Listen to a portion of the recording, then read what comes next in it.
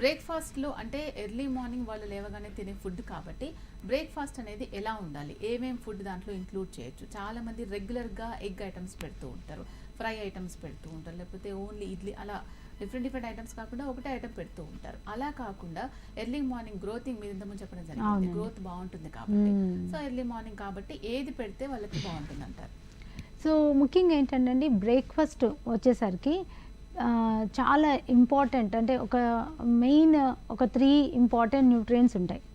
అవి మనం కవర్ చేయగలిగితే కనుక వాళ్ళ మ్యాక్సిమం న్యూట్రియంట్స్ వాళ్ళకి అంటే ఆ రోజుకి కావాల్సినవి వారికి అందుతాయి అన్నమాట. ఎందుకంటే బ్రేక్ఫాస్ట్ చాలా ఇంపార్టెంట్ మీల్ కాబట్టి ముఖ్యంగా వాళ్ళ బ్రేక్ఫాస్ట్లో మనం గుర్తుపెట్టుకోవాల్సింది ఏంటంటే ఒకటి ప్రోటీన్ కంపల్సరీ ఉండాలి, అండ్ హెల్దీ కార్బోహైడ్రేట్స్ అంటే కాంప్లెక్స్ కార్బోహైడ్రేట్స్ అంటే హోల్ గ్రెయిన్స్ నుంచి వచ్చేవి, అండ్ హెల్దీ ఫ్యాట్స్.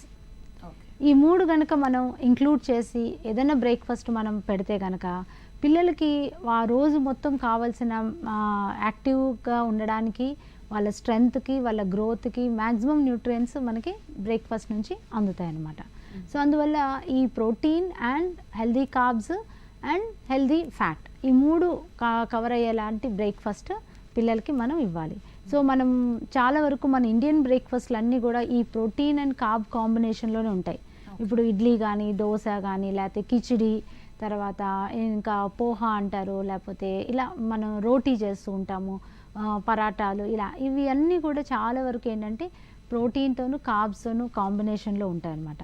సో కాకపోతే ఇప్పుడు మెయిన్ ఏమవుతుందంటే చాలా వరకు ఈ హెల్దీ బ్రేక్ఫాస్ట్లు అన్నీ కూడా రీప్లేస్డ్ విత్ ప్రాసెస్డ్ అయిపోతున్నాయి. లైక్ ఇప్పుడు నూడిల్స్ అవ్వచ్చు, బ్రెడ్స్ అవ్వచ్చు, లేకపోతే పాస్తాలని. పిల్లలు చాలా వరకు ఈ రెడీమేడ్ సీరియల్స్ ఉంటాయి కదా, లైక్ బ్రేక్ఫాస్ట్ ఐటమ్స్, లైక్ ఇప్పుడు కార్న్ఫ్లేక్స్ కానీ, లేకపోతే ఇట్లాంటివి ఎక్కువ కలర్స్ అవన్నీ యాడ్ చేసినవి అట్రాక్షన్ కోసం. సో ఇవన్నీ రావడం వల్ల చాలా వరకు పిల్లల్లో ఏంటంటే ఈ హెల్దీ బ్రేక్ఫాస్ట్లు అన్నీ కూడా ఈ ప్రాసెస్డ్ బ్రేక్ఫాస్ట్ ద్వారా అవి రావడం వల్ల మ్యాక్సిమం న్యూట్రియంట్స్ వాళ్ళకి బ్రేక్ఫాస్ట్ ద్వారా అందేవి చాలా వరకు తక్కువ అయిపోతున్నాయి.